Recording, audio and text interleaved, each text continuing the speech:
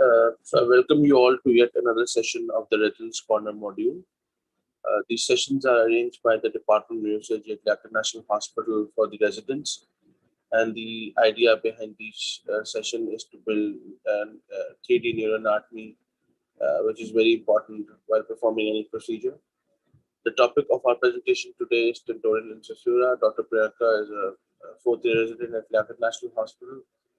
Our expert panelist today is Dr. Aamir. Dr. Aamir, Associate Professor and Consultant Neurosurgeon at Liaquat National Hospital. It is a pleasure to have you, Dr. Aamir. Thank you for your presence. Thank you. So these sessions are for you guys. If you have any questions at the end, please feel free to ask. There is no silly question. Dr. Priyanka, can you please start your presentation? And Sure, sir. Thank you for the introduction. We'll be discussing today about the Tentorial incisura and detailed discussion about the incisural spaces and the contents that pass through these spaces. So the incisura is basically a layer of tentorium cerebelli which divides inferior and which divides the brain components into supratentorial and infratentorial. Before going into much detail of the tentorium cerebelli and the tentorial notch, tentorial incisura and tentorial notch contains the brainstem and the spaces through which significant structures pass. Before going into detail about the contents of the tentorial incisura, we'll go through a brief anatomy of the tentorium itself. So the tentorium covers the cerebellum and cerebrum rests on the tentorium. It slopes from the apex to the base. It slopes downward to attach to its temporal, occipital, and sphenoid bones. Its tentorial margins are rigidly attached to the cranium, except for the free edges, which has the brainstem and the other structures in between it. The interior border of these rigid, the interior margin of these attached margins is attached to the superior petrosal, attached to the petrous ridge, which divides to contain superior petrosal sinus. Similarly, the lateral and posterior borders are divided to contain the transverse sinus and the docula. The falcine ligament, false cerebri attaches to the tentorium cerebelli in the midline, which contains the straight sinus and forms a falso-tentorial junction. It attaches from the apex to the trochlea behind. So we discussed about the fixed attachments of the tentorium, and anteriorly it attaches to the petrous apex and anterior and posterior clinoid processes. These attachments form three major folds. Anterior, from the anterior clinoid process to the petrous apex, it forms anterior petroclinoid fold. From the petrous apex to the posterior clinoid process, it forms a posterior petroclinoid fold. The fold between both the clinoid processes form an interclinoid fold. A dural fold forms between these spaces, which is known as the oculomotor trigon. As you can see in this picture, this oculomotor trigon gives a space for entry of the third and fourth cranial nerve. And there's another dural fold, which is known as the petrosphenoid ligament, which passes from the petrous apex to the dorsum sella just behind the posterior clinoid process. It forms the petrosphenoid ligament. Sixth cranial nerve passes below the petrosphenoid ligament. The oculomotor, the dura forming the roof of the oculomotor trigon extends medially and forms the roof of the sella, which is known as the diaphragm sella, which has an opening for the infundulum of the pituitary gland. Moving on to the tentorium incisura.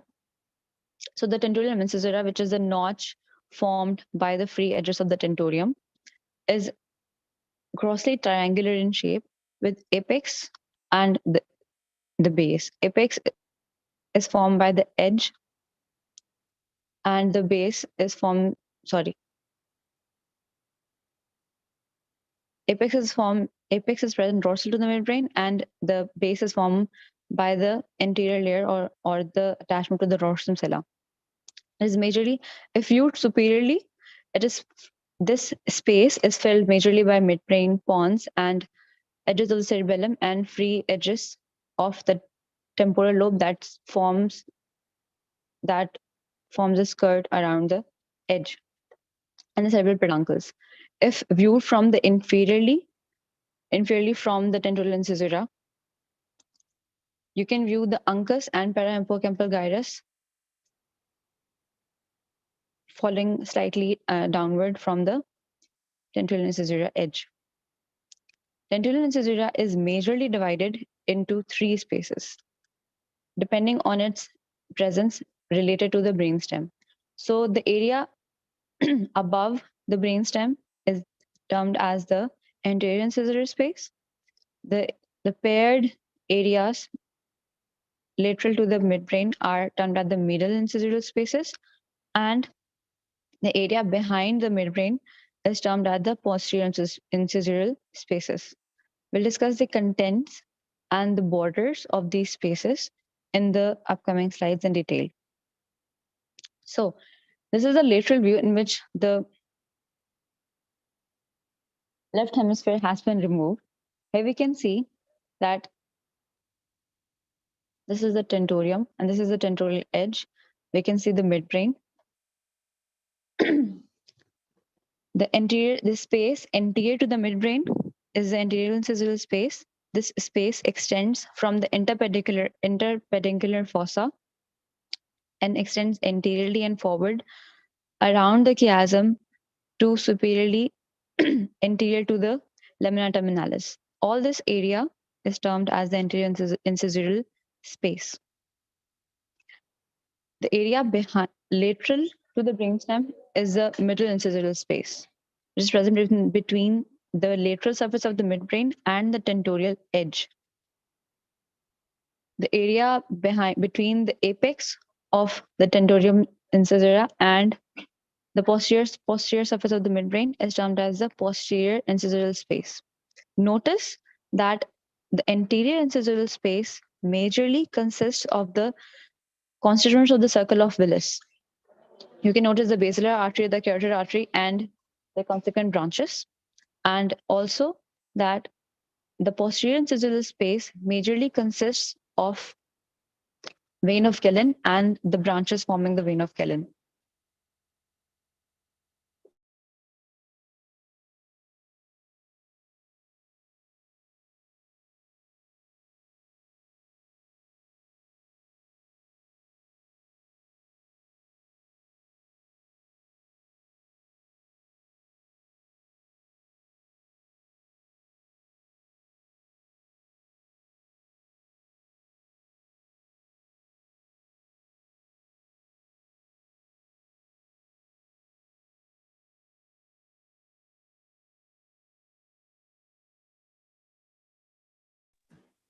Dr. Priyanka, we can't hear you. Hello, can you hear me? So, Yeah. sorry, I got disconnected for some reason.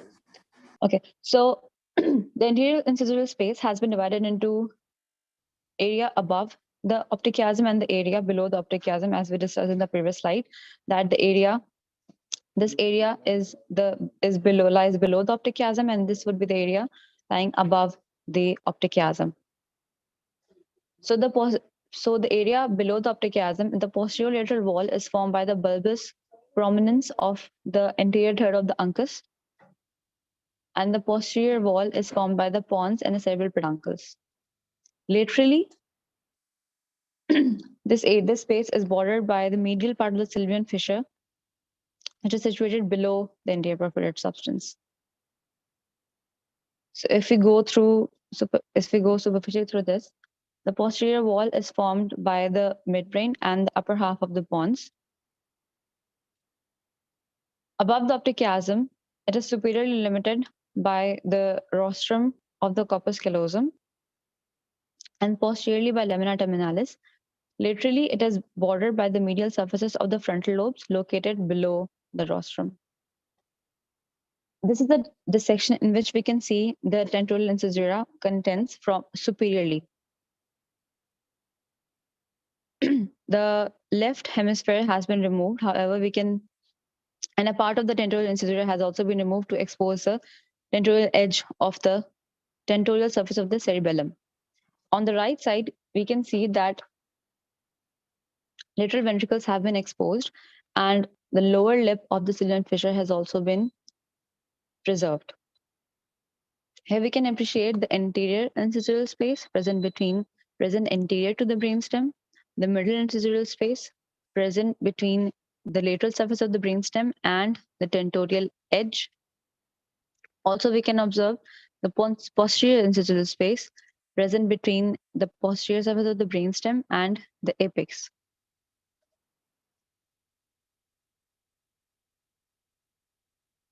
We can observe that the frontal horn is present directly superior to the anterior incisional space, as we saw previously in the previous slides. Body of the lateral ventricles lies above the middle incisional space, and atrial is present laterally to the posterior incisional space. Further dissection has been done. The right cerebral hemisphere has also been removed in this dissection. We can observe the anterior incisional space present anterior to the cerebral peduncles, and then the interpeduncular space. Oculomotor trigon, as we discussed previously, can be observed, and third cranial nerve entering the cavernous sinus through the oculomotor trigon.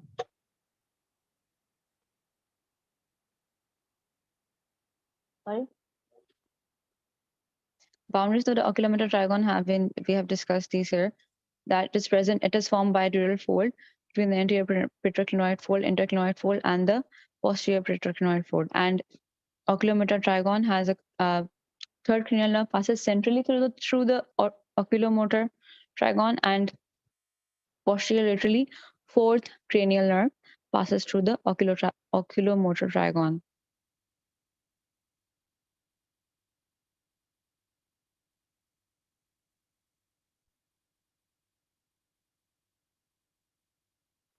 We can see that further dissection of the left temporal lobe has been done, right temporal lobe. Here we can observe, so the middle incisional space is divided into crural cistern and ambient cistern. The space between the cerebral peduncles and the uncus of the temporal horn is termed as the crural cistern, and the space between the posterior surface of the midbrain or tegmentum and the parahippocampal gyrus is termed as the ambient cistern. Here we can also observe that the genu of the internal capsule and the thalamus are present directly above the middle incisional space, and the atrium lying laterally, as we discussed previously. Similarly, in this slide, this dissection has been done from the lower surface of the thalamus, where we can see that the lateral lenticular nuclei and the genu are again above the level of the middle incisional space. In this dissection, is irritating. In this dissection, this cut section has been taken anteriorly. The coronal view has been taken from the thalamus at the level of the lateral geniculate body, and the transverse section has been taken at the level of the midbrain. In the anterior incisional space, we can observe that it has second cranial nerve and carotid arteries and chiasm present in the anterior incisional space. We can also observe that the floor of the third ventricle, and in the middle incisional space, we can observe crural cistern present between the peduncles and the and the uncus. Further dissection has been done. Thalamus has been further removed, preserving the fimbria. Here we can see, but we can this is an enlarged view where we can observe the uncus and the cerebral peduncles here, and the tentorial edge can also be observed in the ambient cistern here. Ambient cistern was present between the lateral part of the midbrain and the parahippocampal gyrus.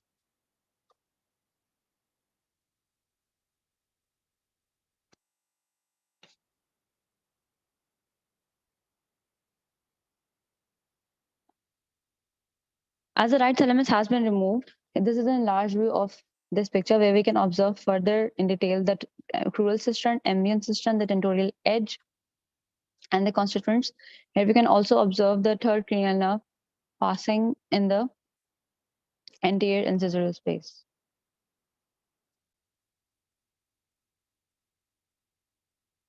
This is second cranial nerve and this is the third cranial nerve. In this section, bilateral, both the thalami have been removed. We can see the tentorial edge in this dissection, which continues from the apex and crosses downwards to the clinoid and attached to the clinoid processes, as we have discussed previously.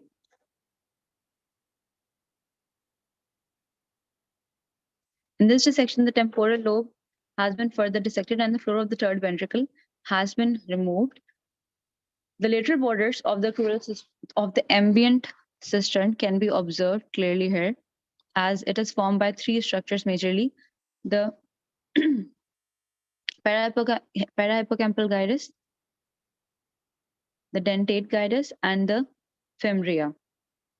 This is an enlarged view of this dissection where we can see the parahippocampal gyrus and the dentate, three layers basically.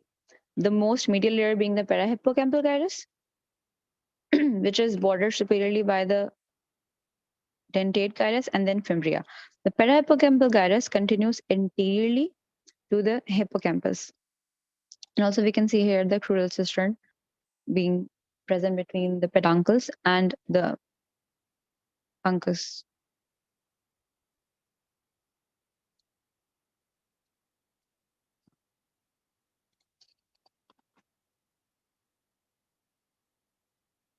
So this is a dissection which is viewed from below to give a detailed view of the anterior, middle, and posterior incisional spaces. Here we can see that anterior incisional space, as we discussed previously, the anterior incisional space extends from the interpeduncular fossa to the chiasm and then superiorly to the lamina terminalis.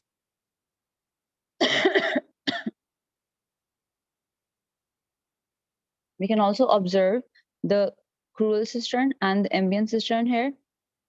Crural cistern being present between the peduncles and the uncus, and the ambient cistern, and the quadrigeminal and the posterior incisional cistern, which consists of the quadrigeminal cistern. It also consists the pineal gland superiorly, which we'll see in the next slides.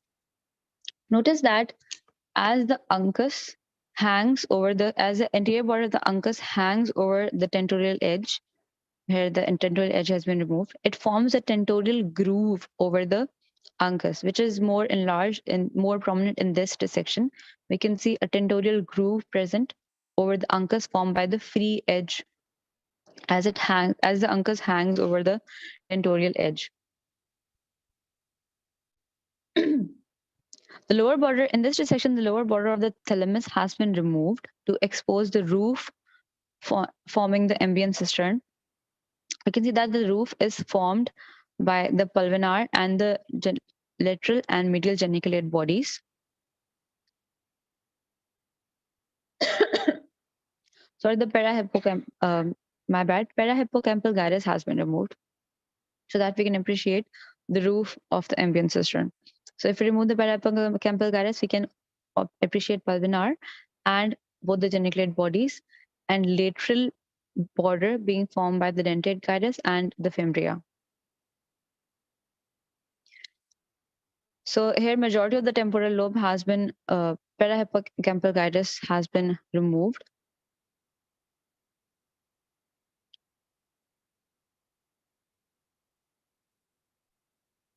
below the temporal horn, we can observe the choroid plexus here. Choroid plexus is present above the level of the fimbria, which is present in the roof of the temporal horn. In this section, majority of the temporal horn has been removed except for the anterior surfaces. We can and to expose the superior area of the crural and the ambient cistern. Notice that the optic tract travels from the anterior incisional space posteriorly through the crural and then laterally in the crural cistern and into the ambient cistern to terminate in the lateral geniculate body. So as we have discussed in the previous sections, the anterior incisional space consists of the interpeduncular cisterns and below the chiasmatic cistern, which is present anterior to the liqueous membrane, cisternal lamina terminalis, anterior to the lamina terminalis, and which has lateral borders of sylvian cistern. As per the ventricular relationships of the internal incisional space, we discussed that the anterior part of the third ventricle is present in the medial plane of the anterior incisional space, and frontal horns of lateral ventricle are present laterally and superiorly to the anterior incisional space. Structures passing through the anterior incisional space consist of the optic nerve, optic chiasm and tracts, as we saw in the previous slides. Oculomotor nerves travel between the superior cerebellar and posterior cerebral artery and cross into the oculomotor nerve, enter through the oculomotor trigon. It also considers the posterior part of the olfactory tract, medial and olfactory stria. Abducent nerve also passes through the anterior incisional space below the petrosphenoid ligament, as we have seen in the previous slides and we'll see in the next sections as well. Anterior incisional space has a complex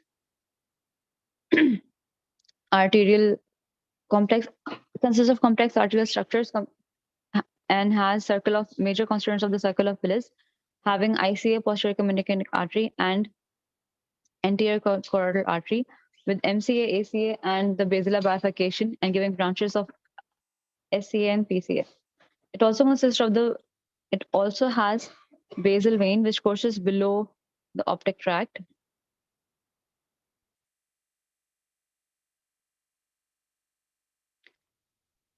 As we saw in the previous dissection, this dissection is also from the below, is viewed from below, and consider the arteriovenous structures.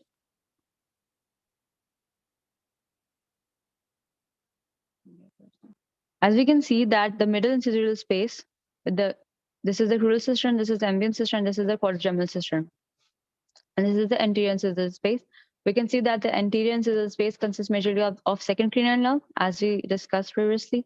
Second cranial nerve with carotid artery on its lateral side, and the third cranial nerve, and the PCA arising from the ICF.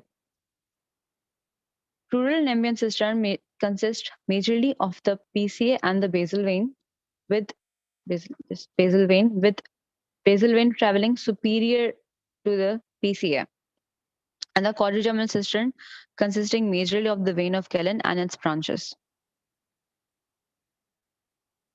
In this dissection, the temporal horn has been exposed to clarify more the superior edges, superior areas, upper areas of the crural and ambient cistern.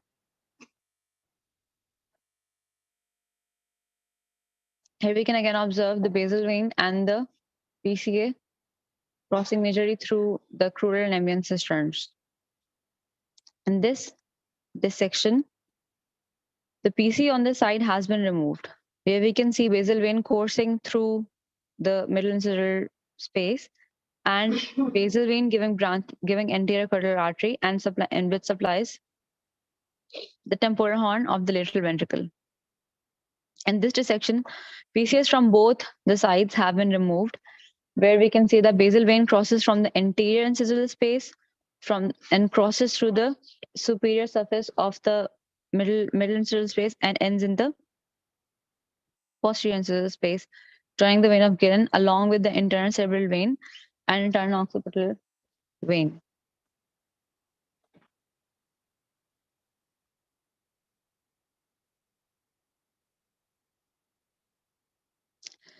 Previously, we saw the pictures from the dissections from below. We were viewing the constituents of the tentorial incisura from the below. In this dissection, where this dissection is from, we are viewing the constituents from above the tentorial incisura. We can see the anterior incisional space, the middle incisional space, and the posterior incisional space here. Observe that the anterior incisional space is present between the dorsum sella and the anterior surface and the cerebral peduncles, and the posterior surface present between the pineal gland would be here and the apex of the tentorial incisura. We can also observe the carotid artery present in the anterior incisional space along with the PCA. This is an enlarged dissection in which we can see basal vein crossing from the anterior, as we discussed previously, from the anterior to middle incisional space and crossing to the posterior incisional space, terminating in the vein of Gillen. Also, see the tentorial edge. Tentorial edge forms a skirt around the cerebral peduncles. Also, this space can vary from person to person. This tentorial edge can be very close, forming a skirt around cerebral peduncle, and can give more space where the uncus hangs over the tentorial edge, as it was forming a groove over the uncus. Notice that the sixth cranial nerve passes below the tentorial. Fourth cranial nerve passes below the tentorial edge. This is a dissection from, this is a separate dissection. Here we can also observe the posterior, in the posterior incisional space. The PCA is again crossing the anterior, middle, and the posterior incisional space, and the upper lip of the calcarine sulcus has been removed, and we can see that the calcarine artery of the PCA extends posteriorly into the occipital lobe. So for the neural relationships of the middle incisional space, the medial wall is formed by the lateral surface of the midbrain, cerebral peduncle anteriorly, and the tegmental surface posteriorly, and the upper half of the pons. The roof of the middle incisional space is formed by the posterior part of optic tract, which was traveling laterally in the middle incisional space and ending into the lateral geniculate body. So roof is formed by the posterior part of the optic tract and the lateral and medial geniculate body. Also the pulvinar. Lateral wall of the middle incisional space is formed anteriorly by the uncus. A groove is observed on the uncus anteriorly. Posteriorly, it is formed by three layers of tissue, which is parahippocampal gyrus, dentate gyrus, and the fimbria of the fornix. Parahippocampal gyrus has a rounded medial edge bulging into the middle incisional space, and dentate gyrus can be observed as a serrated or beaded strip of gray matter, as we can see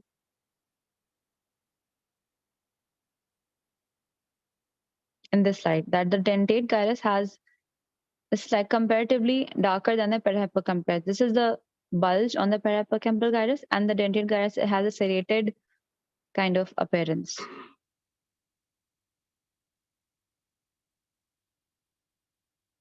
So and also the fimbria fornix, which is a band of 5 matter. Middle incisional space consists of crural and ambience cisterns. As for the ventricular relations, temporal horns are present on the lateral side of the middle incisional space, and the body of the lateral ventricles lie above the central part of the middle incisura. As per the cranial nerve, trochlear nerve and the trigeminal nerve pass through the middle incisural space, trochlear nerve pass originate below the inferior colliculus, pass between the PCA and the SCA, which we'll see in the further dissections as well, and enters through the posterior part of the oculomotor trigone into the anterior petroclinoid fold, posterior to the anterior petroclinoid fold, and the trigeminal nerve travels infratentorial and then enter the Meckel's cave.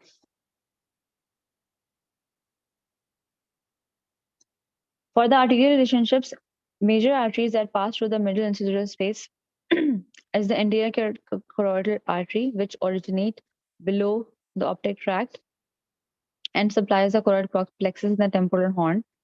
PCA passes through the middle incidural space originating from the anterior incidural space, passes below the basal vein. It has cortical branches and gives cortical branches which supply the inferior surface of the temporal and occipital lobes, and also give lateral posterior carotid arteries which supply the plexus in the temporal horn and the atrium. It also gives thalamo-geniculate arteries in the middle incidural space. Medial posterior carotid artery is also also travels in the middle incidural space and supplies the temporal horn.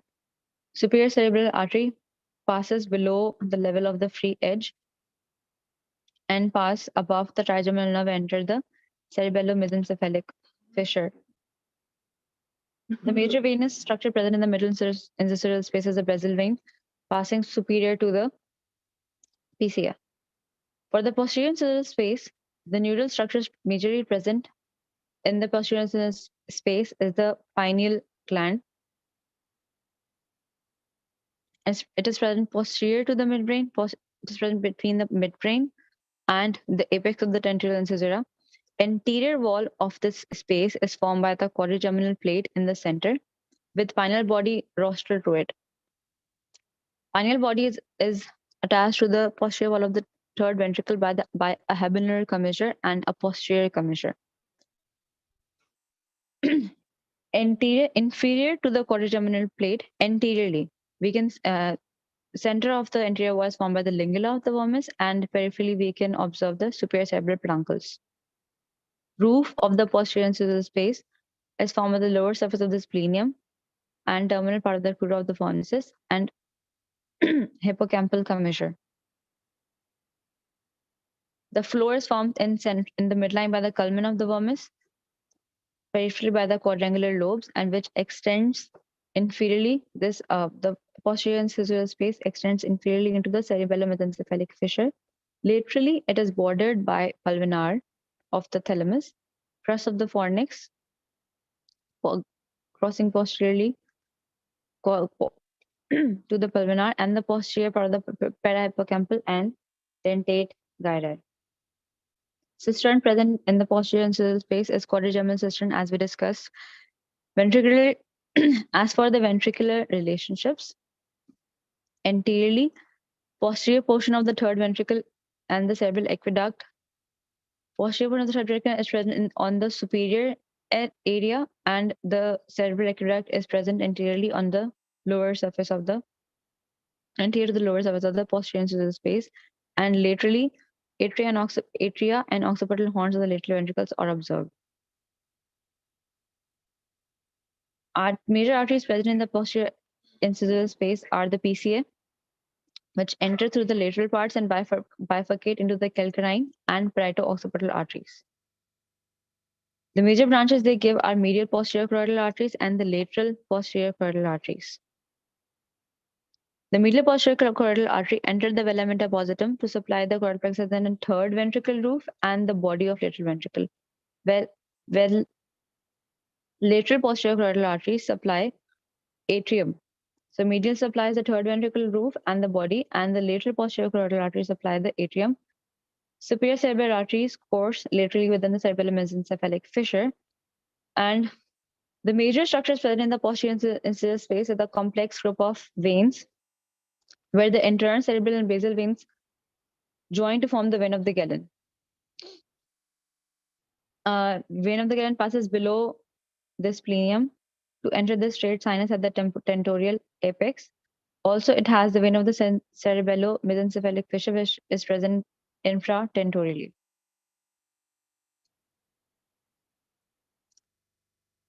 This is this is the lateral view in which the temporal lobe has been elevated. This is the anterior incisorial space. This is the tentorial. This is tentorium. This is the tentorial edge. This is the anterior incisorial space, the middle incisorial space.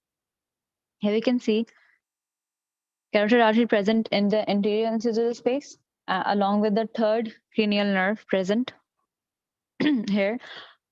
Also, we can see the posterior cerebral artery branching from the carotid artery and giving branches to the lower surface of the temporal lobe. This is a enlarged view of the anterior incisorial space in which we can observe the carotid artery and giving its branches posterior communicating artery, anterior carotid artery, and basilar artery, and which further bifurcates in superiorly can also be observed. Third cranial nerve can be observed between the superior cerebral artery and the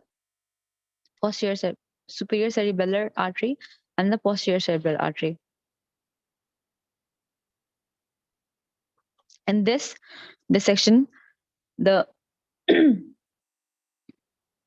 inferior temporal gyrus and the fusiform gyrus have been removed to expose the parahippocampal gyrus and the temporal horn. We can see that the PCA is giving branches, supplying branches to the parahippocampal gyrus, and choroid plexus present in the temporal horn. In this dissection,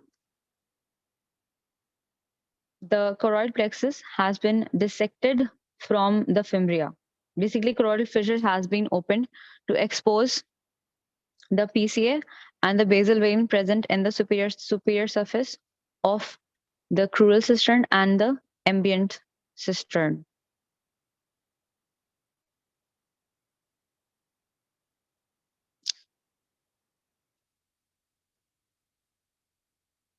So these in this dissection, we are approaching the quadrigeminal cistern posteriorly.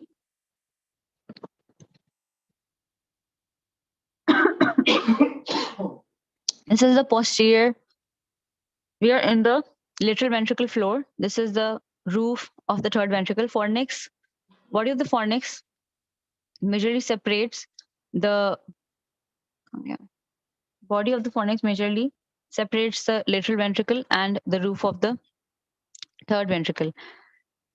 In the second dissection, the fornix has been removed posterior to the foramen of Monro and has been retracted posteriorly. This is the fornix retracted posteriorly. This is the third ventricle. This is the we can observe the posterior part of the third ventricle and the pineal gland. This is the quadrigeminal cistern.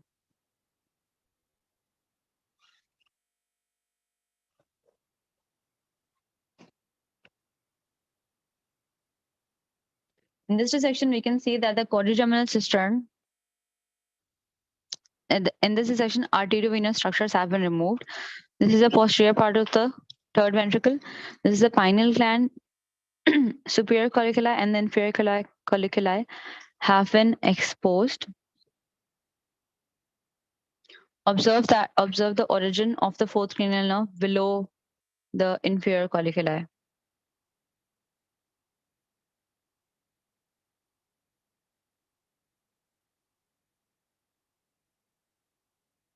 In this dissection, the arteriovenous complexes have been kept patent. Here we can see that the basal vein and the internal cerebral vein terminate in the vein of Galen, and the vein of and pineal gland is just present anterior to it. You can also observe the lateral border of the ambient cistern where the PCA and the SCA can be seen.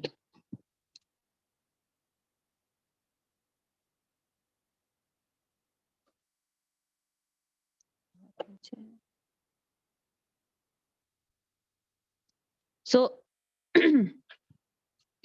this is basically we have this approach has been made through infra-tentorial and supracerebellar approach. We can see that the vein of Galen and the complex of its branches blocks the approach to the pineal gland. In this dissection, the cerebellum within cephalic fissure and the internal occipital vein have been retracted to expose the splenium and the pineal gland. This is the infratentorial supracerebellar approach. In the further dissection, we can see that the vein of cerebellum mesencephalic fissure has been retracted to the right, and the medial posterior carotid artery and basal vein have been retracted to the left to expose the splenium pineal gland. The whole, what they're trying to say is to approach the pineal gland and the quadrigeminal cistern through the infratentorial and supracerebellar approach. You have to retract the complex of vein of Galen and their branches.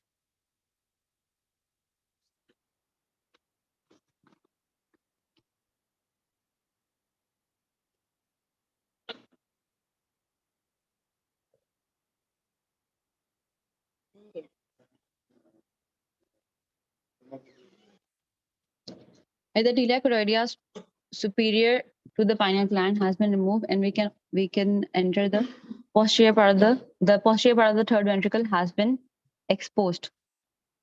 This is the, here we were tracking from the center of the cerebellum. Here this was a central approach. This is the paramedian approach, where the slightly laterally cerebral hemispheres have been retracted, which gives us the better exposure into the middle incisural space. We can see which exposes the lateral part of the quadrigeminal cistern, ambient cistern, and the cerebellum mesencephalic fissure. In this section, we can see the internal occipital vein, and which exposes retraction of the anterior occipital vein exposes the splenium, pineal gland, and the superior colliculi.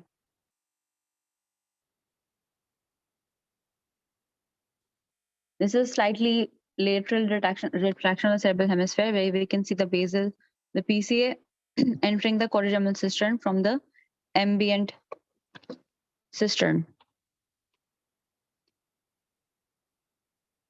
This is a further dissection where we can observe that in order to approach this splenium, we have to retract the basal vein superiorly. So this dissection is to elaborate the trans-tentorial approach. We'll approach medially through the occipital surface below the lambdoid suture. The reason to approach below the lambdoid suture is that notice that the bridging veins are not present below the lambdoid suture. So we do not encounter the bridging veins during the exposure. So the first venous structure that we come across is the internal occipital vein going to the vein of Galen. Here, the tentorium has been retracted to expose the splenium and the pineal gland and the venous structure along with the vein of Galen. Here, the tentorium has been incised lateral to the straight sinus. This is a straight sinus. This is the straight sinus. We have given an incision here. So this is a large view. So once you have given an incision to the straight sinus, we can observe that you don't have to retract much to expose the superior colliculi.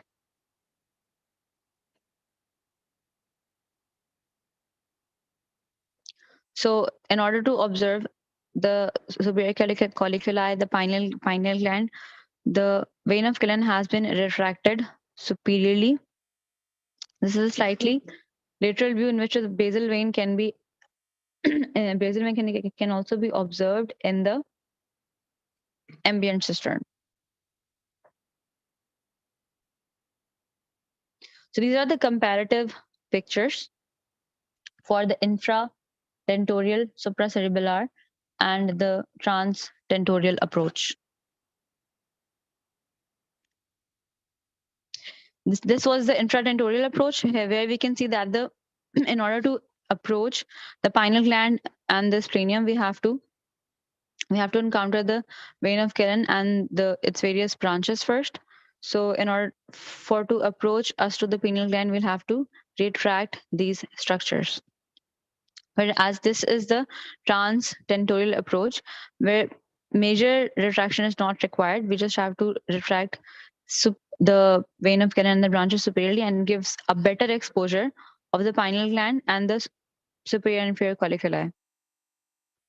This is a combined approach of the transtentorial and infratentorial, in which the author removed the transverse sinus in order to approach from both the regions. Make sure as per the author, it is important to make sure that if the transverse sinus is to be cauterized, there is adequate collateral supply to the hemispheres. That's it.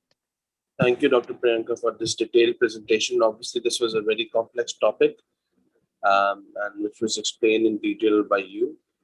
Now, I would like to request Dr. Aamir to please give his expert comments on this topic. And if there's any questions, the participants can use the chat box to ask questions to Dr. Priyanka. Dr. Aamir. Very well presented, Priyanka. Complex, already mentioned by Saad, the complex region with a complex venous and vascular structures over there. Okay, we can have different approaches. It's a 3 centimeter wide and a 5 to 7 centimeter diameter.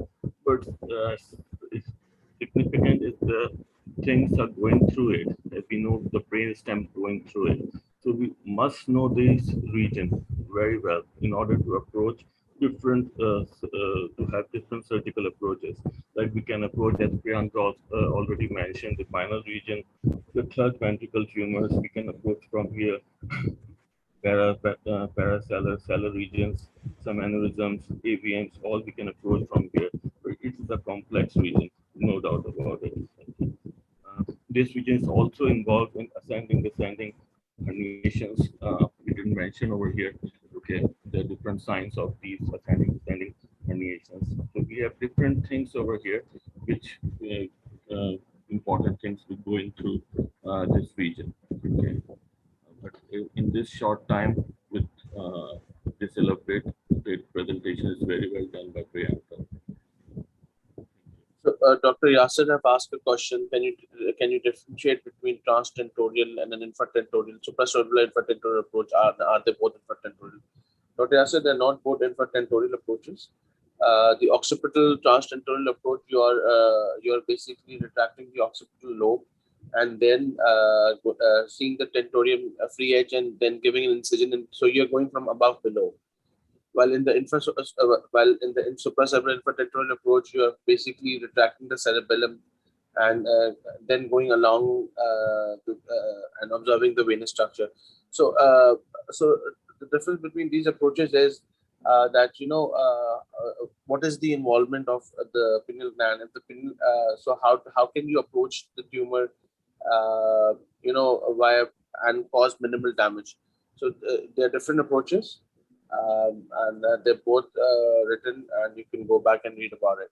If there are any other questions, I will be happy to take questions. Obviously, this was a complex topic. And it was unfair for the presenter to just present this one topic in one go, and and you could see that Dr. Priyanka gave this detailed discussion of the cisternal anatomy, the arterial anatomy, the venous anatomy of the different incisural space, and I think it is very important for example, when you do an occipital transtentorial approach to know this anatomy, as Dr. Aamir mentioned, is very important. And I recommend everyone to go back and read this topic from Roton and maybe see some operative videos as well. So obviously we are running short on time, and if there's there's no more questions, then we like to conclude the session. Dr. Aamir, so there's another question. How would Dr. Priyanka, how would mass in the posterior incisural space present with?